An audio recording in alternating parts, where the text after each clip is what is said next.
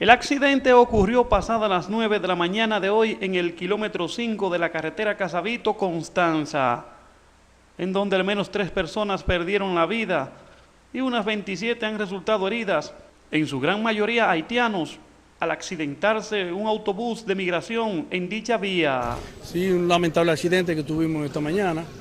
Venía bajando con unos 46 ilegales de Constanza.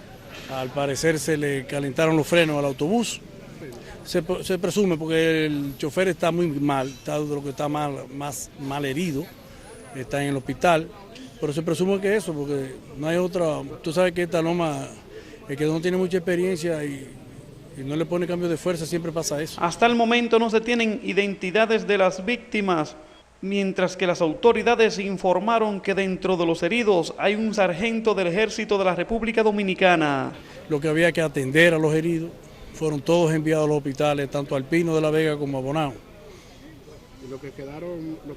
No, todos se enviaron al hospital a ser chequeados, porque hay muchos que tienen traumas en la cabeza, golpes en la cabeza, heridas, etcétera, etcétera. Pocos minutos después, al lugar de la tragedia llegó el director de Migración, Mayor General Rubén Paulino Sen.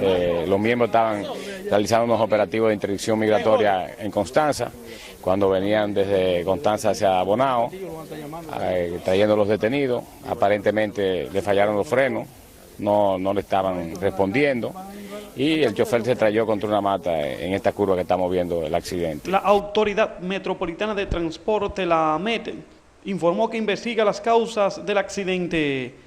Desde Constanza para Telenoticias, Adrián Quiroz.